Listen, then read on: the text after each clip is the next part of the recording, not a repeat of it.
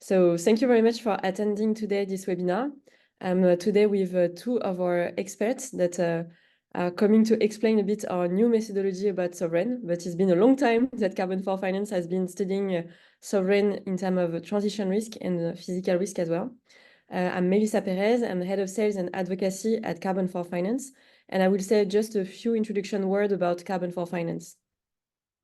So Carbon4 Finance is a climate and biodiversity data provider, which has been created in 2016, and we are part of the group Carbon4, which has been founded more than 17 years ago. We have now 3 different kinds of databases, so one for transition risk, one for physical risk, and one for biodiversity risk and impact. And our 3 databases are used by financial institutions to be able to analyze and to look at their risk and impact regarding climate change and I will say the impact on biodiversity. Our specificity, and we will deep dive on that topic today, is the fact that we really have like bottom-up methodology, and for each one of the sectors, so we have 74 sectors, we are able to recalculate, for example, the scope 1, the scope 2, the scope 3 for the corporate, but also looking at the different indicators that are important regarding each sector, and today even regarding each type of instrument. And it's why today we are going to focus specifically on sovereign. We cover all type of instruments and all major indexes that you can think about, so MSCI World, S&P 500, etc., etc. So if we look directly in terms of how we are working, each time we are working with different, I will say, partners. So in terms of the climate part, we work always with our advisory side. So on the advisory side of Carbon4, they have more, again, of 17 years of experience in terms of carbon footprinting, working and accompanying a company on their strategy. And we really have all of this experience in-house, so we are using it for our different databases. And it can be also very specific. For example, if we need to have the development of a new emission factor, when we develop a new sector, we'll ask the advisory side if they have already developed such emission factor to be able to reuse it on a specific methodology. And for biodiversity, we are pleased to work also with another partner, so CDC Biodiversity, which since 17 years as well has been studying the impact and also the risk regarding biodiversity for corporates and sovereign. So all of the data is accessible through a platform, SFTP also through, but you can also ask as a client all of your questions to experts. So for example, Suela or Ahmed answer a lot of questions from our clients regarding the different database and specifically in that specific case about sovereign. If we look very quickly about the different type of instrument that we have, so we have listed corporate. We'll not talk about it today, but if you're interested, we can still do a specific call about that topic directly with you or your team. We have the sovereign that we'll talk today. We have also specific methodology on green bonds, loan, private equity, real estate, and infrastructure for all of the 3 types of risks, so transition risk, physical risk, for climate and biodiversity. So in terms of clients, we work with different types of actors, with asset manager, asset owners, banks. Specifically, for example, for climate, we work with all different types of central banks, European central banks, thanks to RFP that we have won now more than 2 years ago. But we are also pleased to work with, for example, private bank as well for the assessment of transition risk, calculation of RWA, or even for specific thematic fund or creation of indexes, such as the one on low carbon 100 with Euronext, for example. And to conclude, on biodiversity, we also work with a wide range of actors, be it bank in France or also with international banks such as ING, with asset owners, asset manager. For different use case, it can be also for reporting purposes, such as Article 29, or for also investment purposes, such as the usage that Amundi is doing with our data. Now that the introduction is done, promise, we'll talk about the methodology of sovereign, and I will let now Ahmed and Suela present themselves and speak about the methodology. Thank you, Melissa. So today we were focused on the carbon impact analytics methodology applied for sovereign bond issuers. In this presentation, we will mainly focus on countries, but our methodology can be also applied to local authorities and supranational entities like the European Union. So I'm Ahmed. I'm a carbon data analyst at Carbon4 Finance, and I'm member of the data team.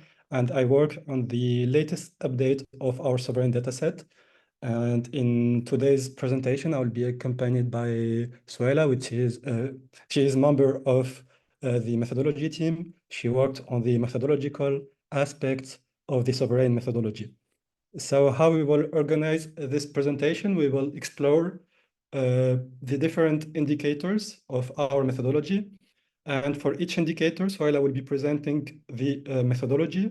And for each point, I will present the key findings and results that we obtained by applying this methodology to countries' emissions and activity data for 2021. And at the end of the presentation, we will explore the global results and we'll have a little discussion. So I will let Suela begin with an overview of the methodology and the first indicator. Yes, thank you, Ahmed and Melissa. So I'll start with an overview of the CIA methodology for sovereign. So as you can see here, the sovereign rating is based on 6 sub-indicators. They are classified in 3 pillars: the fossil fuel dependency score, the carbon intensity score, and the dynamic trend score. And each of these pillars consists of 2 indicators that are equally weighted, as you can see in the blue bubbles in the corners.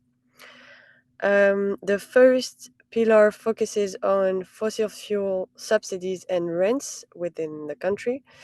The second one will consider production-based and consumption-based intensities. And the last one, the dynamic trend score, look at climate pledge alignments, which introduce a forward-looking component, and we'll look also at decarbonization trend that extrapolate past performance trajectory. So all in all, the sovereign rating is a weighted average of these sub ratings, and it gives an overall rating from 1 to 15, so A plus to E minus, A plus being the best score. You can go to the next slide. Yeah. So all these indicators are calibrated either with a best-in-class approach or with a scenario-based approach. In a best-in-class approach, the idea is to rank the considered entities based on their performance. We use this approach for the first 4 indicators, as you can see on the slide. And this is why we use a best-in-class approach, is because we do not have any reference for these indicators on what would be environmentally desirable for these indicators to be. So we chose to compare country with each other in order to identify the best players and the worst. On the scenario-based approach, we compare the performance of the sovereign to reference scenarios from the International Energy Agency. And this approach is used because the dynamic trend score allow for a trajectory comparison. So now let's focus on the carbon intensity score first. One interesting point to mention is that for sovereign emissions, in contrast to companies, we do not have any scope 1, 2, 3. Indeed, we consider, on the one hand, territorial emissions, mentioned also as production-based emissions. These referred to GHG emissions produced within the country's borders, linked to factories, vehicle, power plants, etc. On the other hand, we have consumption-based emissions. They are linked to consumption of goods and services within the countries. So it gives a different point of view on GHG emissions for the sovereign. Now let's dig into the scores. So we consider 2 different intensities. The first one is the consumption-based intensity. it is calculated as the ratio of consumption-based emissions out of the population size. So it gives an average carbon footprint of an individual in the country. On the other hand, we'll look at production-based intensity. That is calculated as the production-based emissions out of the GDP. Here you can see we mentioned GDP PPP. It is for purchasing power parity adjusted GDP. I will go back to it in the next slide, but just to conclude on this one, the production-based intensity reflects the carbon intensity of the country's economy. And so if we look at these indicators, we have this dual indicator approach that offer a balanced view on the sovereign emissions. Yes, thank you. And just a few words on the PPP GDP. So as mentioned, PPP means purchasing power parity. We use these PPP adjusted GDP because we wanted to take into account the differences in price levels and living costs in order to provide a more equitable basis for comparison between countries. To do that, we use PPP adjusted factors, as you can see on the slide.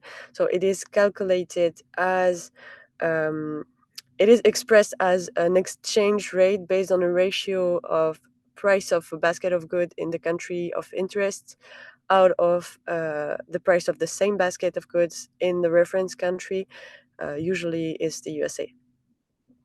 Yeah, so that's it for the methodological part on carbon intensity score. Thank you, Suhaila. So now let's explore the results that we obtained by applying these two indicators to world countries' data. So let's start with the first indicator, which is the production-based intensity that we obtained by dividing the production-based emissions by the GDP. So in the first map at left, we can visualize the value of this indicator for different world countries. And what we can observe is that European countries in particular and developed nations in general have lower production-based intensities compared to their developing counterparts.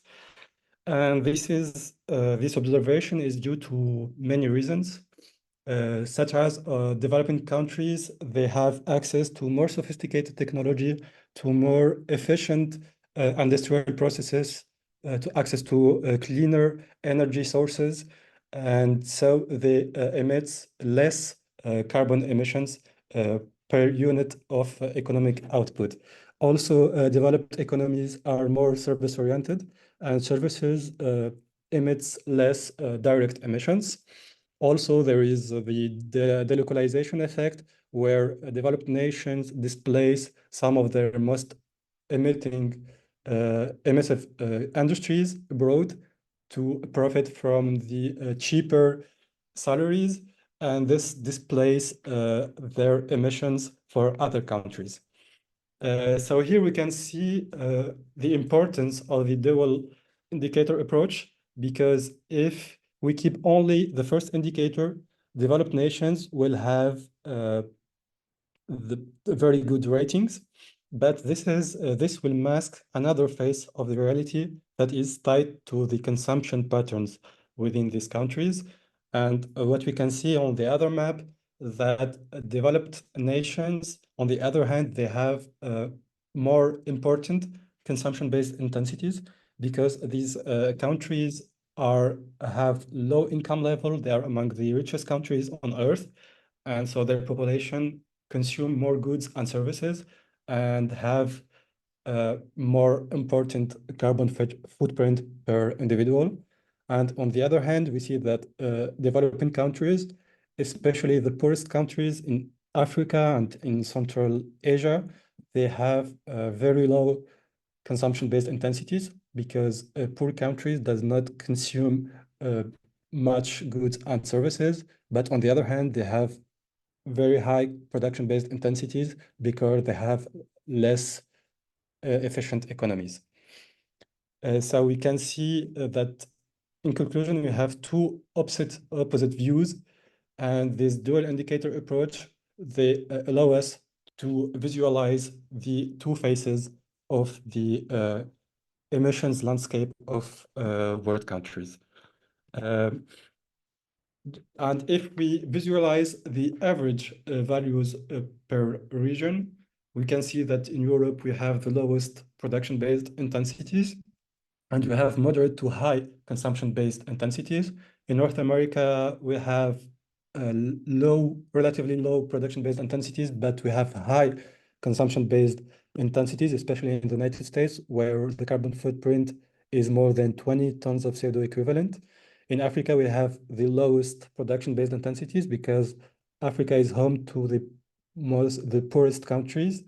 And finally, in the Middle East, we see that we have high values for both indicators. And this is mainly due to the results of oil-producing Gulf countries. So these countries are highly dependent on oil. They have economies, high production-based intensities because their economy rely much on fossil fuels. And on the other hand, they are among the richest countries on Earth. So their population consume much goods and they have a very high production-based intensity. For instance, in Qatar, we have the highest value for production-based intensity of 40 tons of CO2 equivalent per capita. And now I will let Suhaila go to the next indicator, which is the fossil fuel subsidy and rents. Yes, thank you, Ahmed. Yeah, let's move to fossil fuel dependency pillar. So as you saw in the previous slides, this pillar is composed of two sub-indicators, the fossil fuel weighted rents and the fossil fuel subsidies. I will start with the rents. These are calculated as the ratio of fossil fuel revenues, each weighted by its respective emission factor compared to oil out of the GDP. We use an emission factor related to oil in order to penalize further coal, which is even more impactful on global warming. So all in all, this indicator assesses the dependency of the country's economy on fossil fuel revenues. You can go to the next slide. Yeah. So now let's focus on subsidies. The subsidies are defined as the gap between the price paid by consumers and the actual cost of fossil fuels. As you can see on figure 5, the subsidies are split in two different categories. What we call explicit subsidies, which are connected to the undercharging for supply costs of fossil fuels.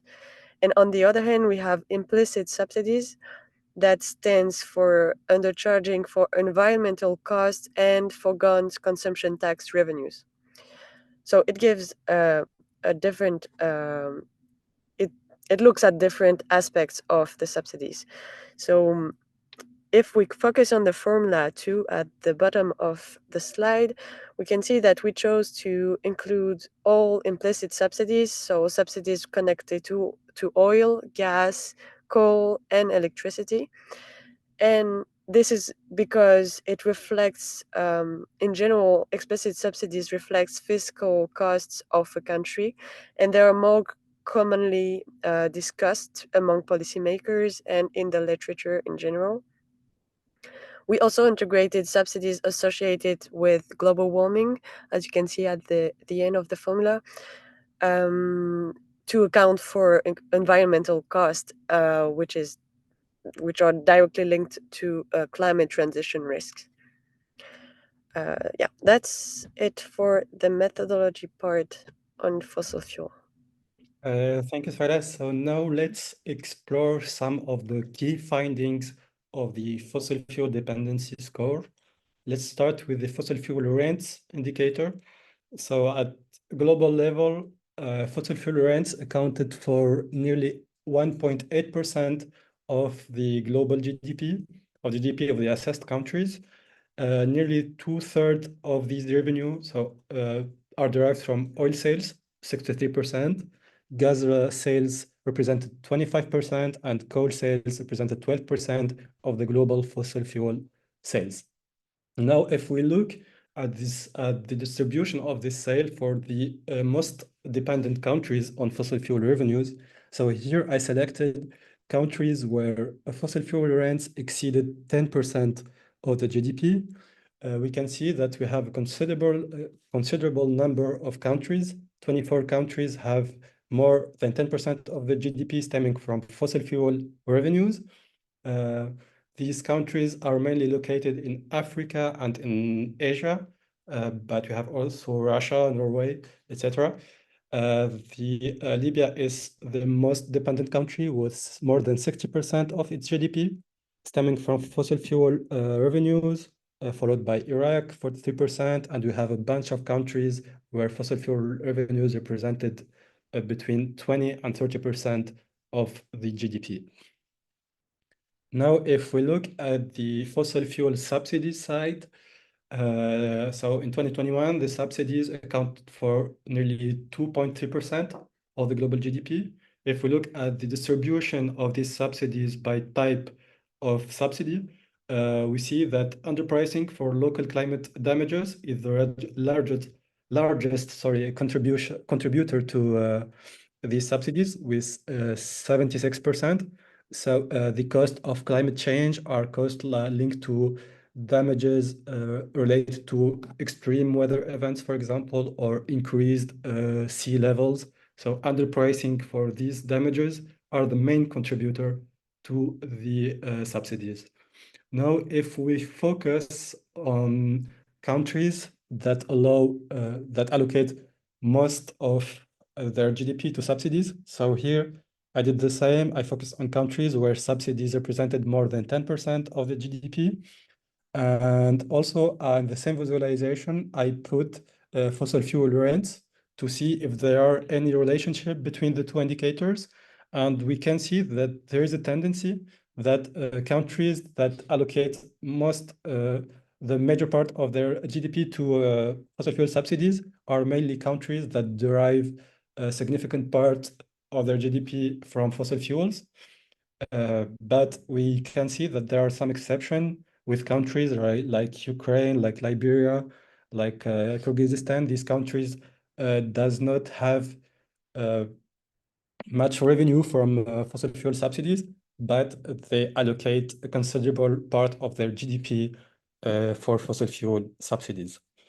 Now, if we do the opposite exercise, so I selected again countries that are most dependent on oil revenues. So countries where oil revenues represented more than 10% of the GDP. And if we visualize fossil fuel subsidies for these countries, we see that countries that have the most important revenues from fossil fuels generally allocate a considerable part of their GDP to fossil fuels. So we have countries like Libya, like Iraq, like Algeria, etc. They have economies that are heavily dependent on fossil fuels, and they choose to allocate some of these revenues to maintain a low energy price level for its populations. So it serves as a form of social welfare for their population. But by doing so, these countries are deepening our dependency on fossil fuels. So they have this double dependency. They have a high transition risk linked to their dependency on fossil fuel revenues. And also they allocate much of their revenues to subsidies. So they are encouraging people to consume fossil fuels, and they are deepening the dependence of their economy on fossil fuels.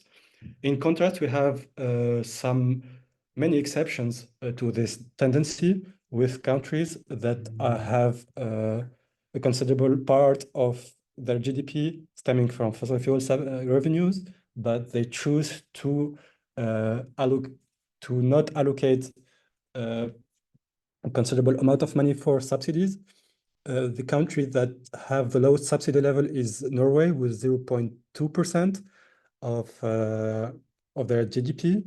But Norway is kind of exception on this group because it's a developed, diversified economy, and they're using the revenues from fossil fuel to invest in several economic sectors.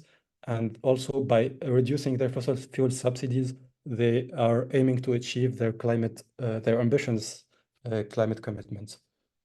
So there were some of the key findings of the fossil fuel dependency score. And now let's move to the last indicator, which is the dynamic trend score.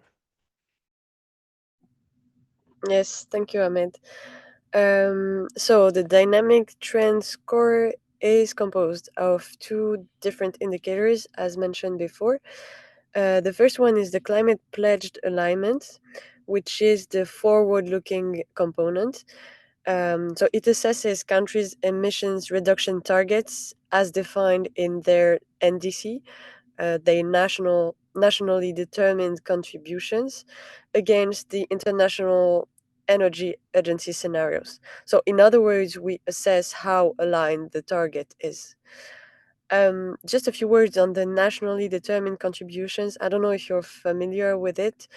So it's a climate action plan where countries set targets for mitigating the greenhouse gas emission that cause climate change, but also for adapting to climate impacts. So it tackles both climate change mitigation and adaptation aspects. And it's a document that each party that ratified the Paris Agreement is required to establish and update it every 5 years. Yeah, so that's it for the climate pledge alignment. Regarding the second one, no, sorry, I mean, thank you. The second indicator, the decarbonization trend, it assesses countries' emissions pathways since the ratification of the Paris Agreement against the IEA scenarios as well. So here, in the first indicator, we were looking at how aligned the target is. Here, we'll look at if the country is on the right track based on its past performance. Yeah, you can go to the next slide. Thank you. Just a few words on the scenario we use. So we use the EIA World Energy Outlook from 2023 scenarios, which are first the net zero emissions. So it's a scenario where we achieve net zero emissions by 2050. The second one is the APS announced pledge scenario. It's a scenario where all climate commitments made by governments and industry are met on time. And the last one is the STEPS, the stated policy scenario. It's a scenario where current policies, as well as those that are under development, are in place. So it's a kind of business as usual, but kind of optimistic business as usual. Sorry. And just to give you an idea of what kind of scenarios, what kind of temperature rise we have with these scenarios. In the STEPS, we reach 2.4 degree temperature rise in 2100. In the APS, we have 1.7, and in the NZE, we have a temperature rise of 1.4. So it gives different vision of the different trajectory we can have in the future. Yeah, that's it for me. Thank you. Thank you, sorry.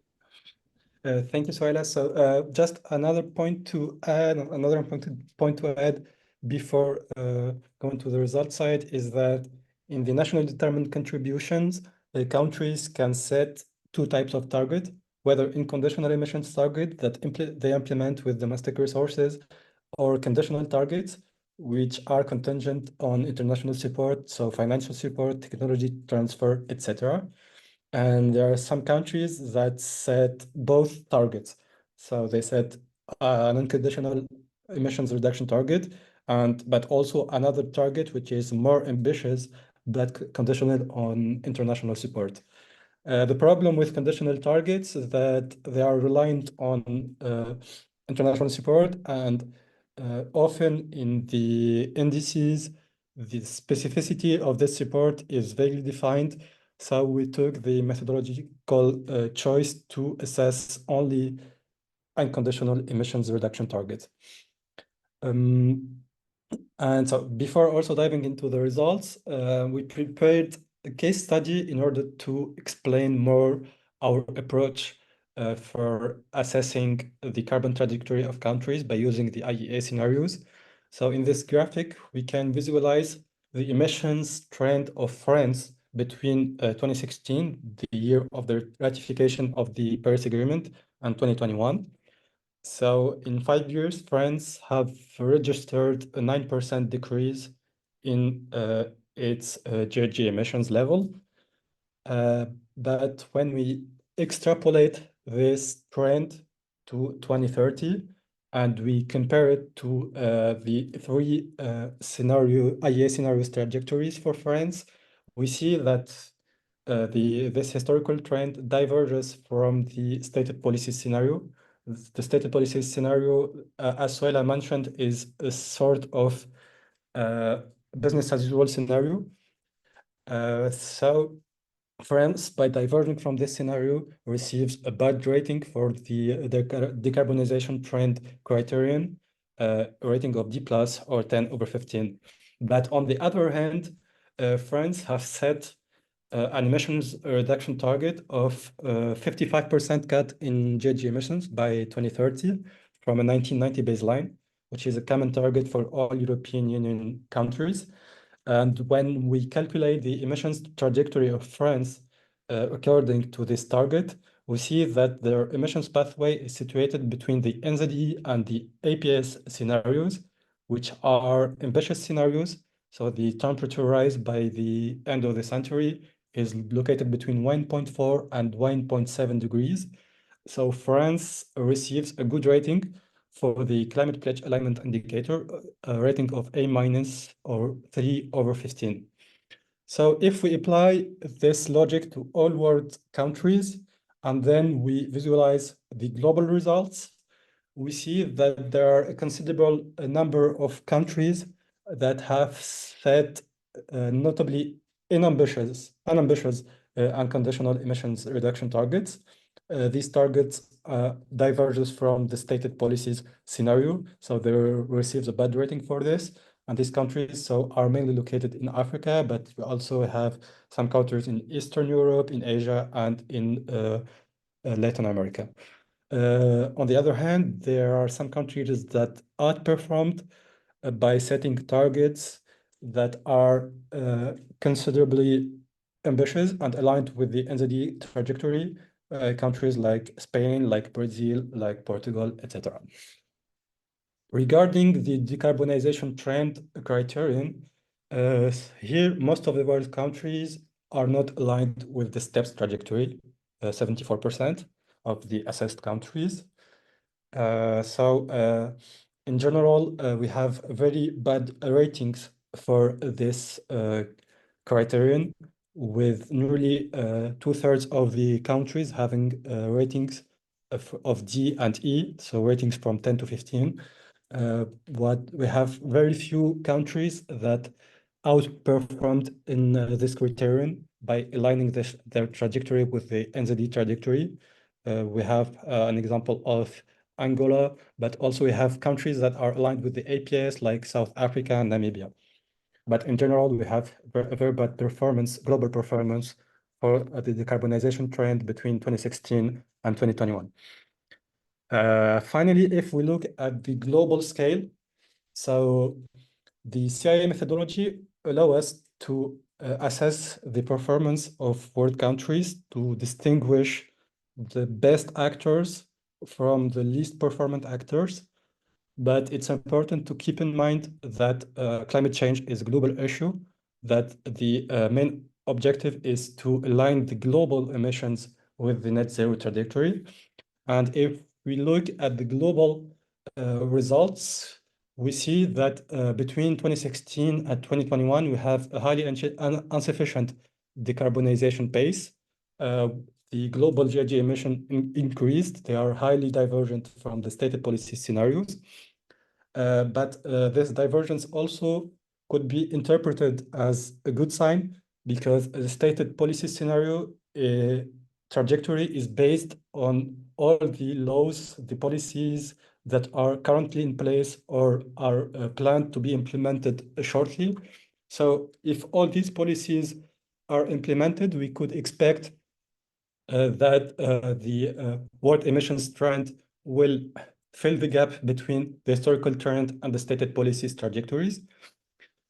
But even by doing so, we are still far from the 1.5 degrees limit of the temperature rise objective of the Paris Agreement, because the stated policy scenario corresponds to 2.4 degrees alignment.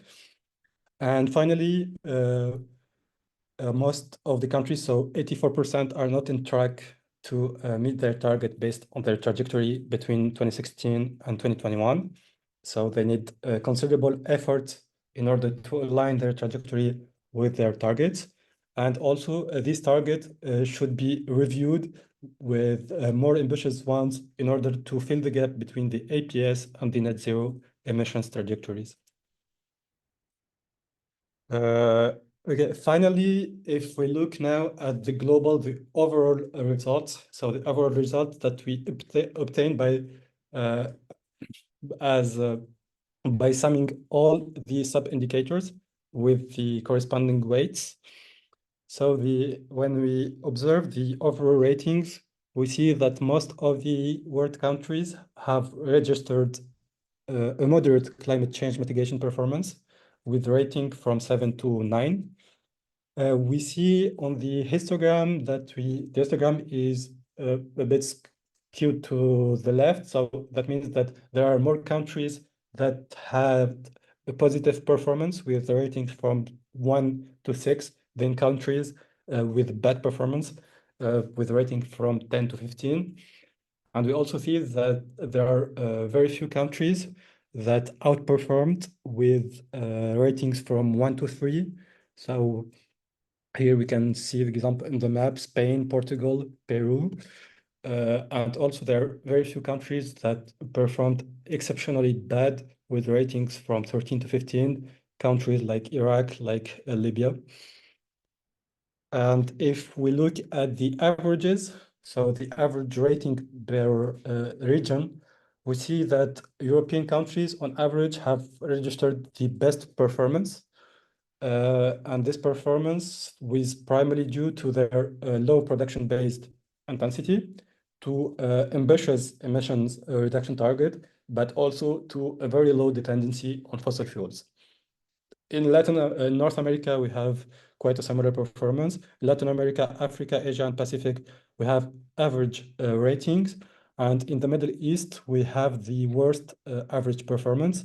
And this performance is mainly due to a point that I've already mentioned, to the Gulf countries, oil-producing countries that are highly dependent on fossil fuels, have very high carbon intensities for both production-based and consumption-based. And so they contribute to this bad rating of the region. So that was all. Thank you for your attention. For the remaining time, you can see your questions on this chat. If you have any questions, don't hesitate to use the chat to ask them. Il y a des questions.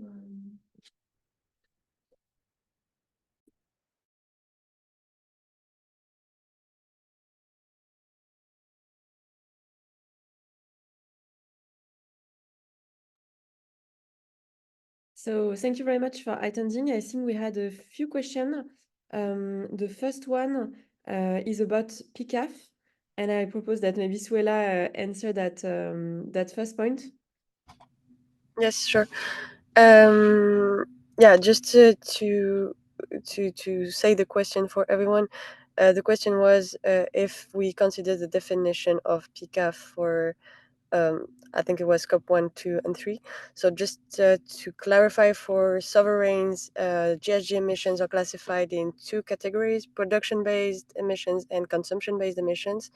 But what we can say more generally is that we consider the recommendation from PCAF in our when we built our methodology. And there was another point on the source of data. Maybe Ahmed, you can take this one. What is the source of consumption emission?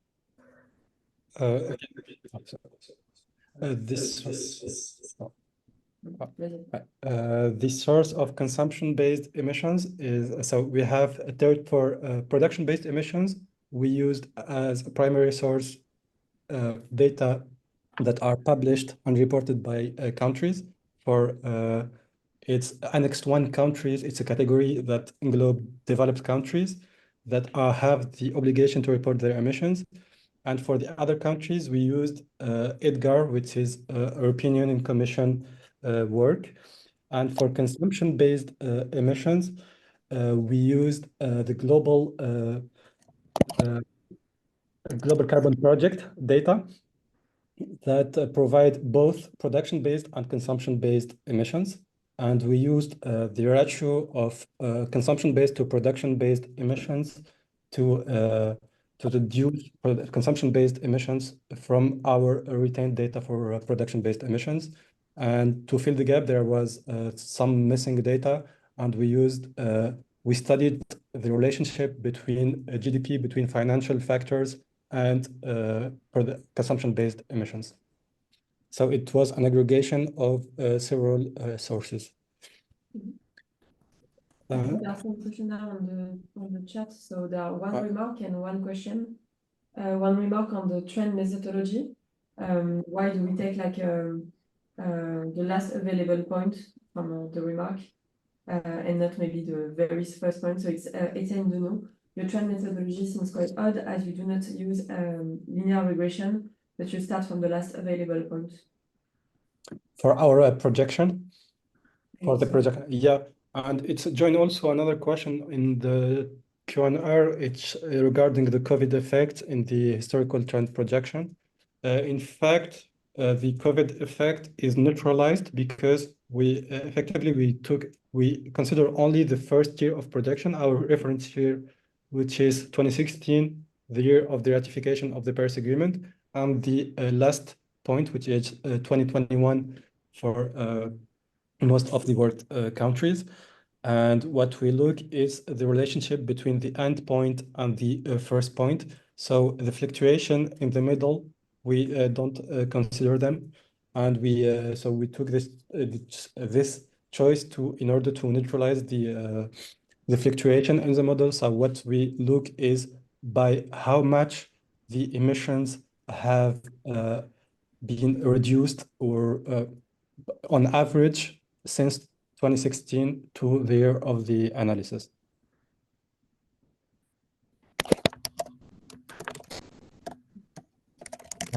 Also, I see that there is a question regarding the update. How frequent do you update those scores? They will be updated on a yearly basis. So for now, the latest data is for 2021. The main reason is because there is a delay in territorial GHG emissions. So countries publish their emissions values with a 2 to 3 years delay. So we are mainly waiting for the 2022 update of GHG emissions so we can update our data with 2022 indicators. Maybe I will take the question about how our methodology differs from other rating agencies. So I will just say about what we know because we are quite open source and we publish our methodology, but it's not the case for other rating agencies. So from what we know, the parts that we don't look only at the trajectory, nor only at the target, but the fact that we look also at other type of intensity, but also the subsidies and the revenue coming from fossil fuel is quite unique. But again, as it's quite black box, sometimes it's hard to compare the different type of methodologies.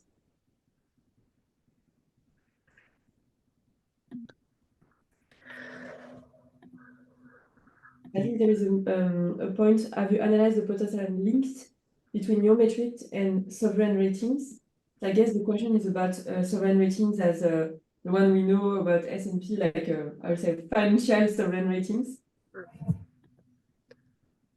Yeah, also there's we studied because when we updated our methodology, we changed some of our indicators. So we also studied the effect of each indicator change on the global, on the rating of countries. So some of the changes that we did was the introduction of GDP PPP that allows for more equitable comparison between world countries. We had only one indicator for the carbon intensity, and now we have this double indicator approach.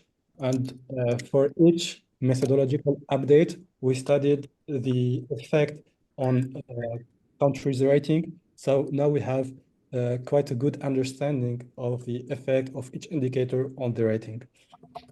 And about comparison with other type of rating, it's one of the points we want to deep dive because we are also very curious to see if there is any kind of correlation between what is perceived as a financial stability from rating a traditional agency and what we can measure in terms of transition risk, climate transition risk. So we say stay tuned. We will probably publish on this topic in a few weeks or months at the latest. Yes, there is one more question about the ASCOR methodology. If we consider the methodology issued by the ASCOR project, it's something we have in mind, and we will deep dive at this point. Thank you for the question.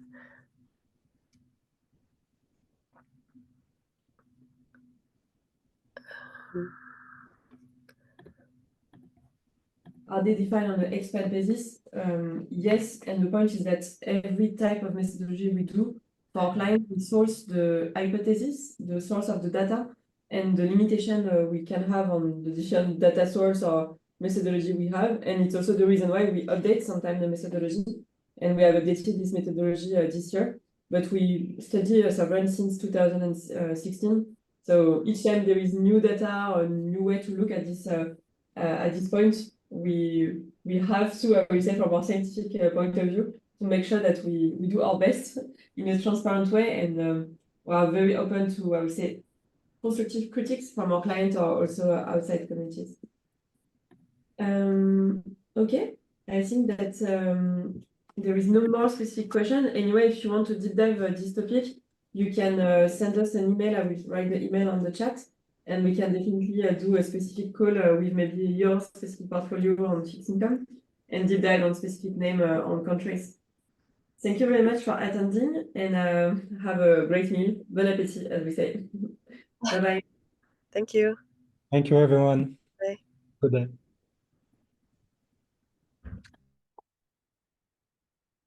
Ça va. Je pensais qu'il y avait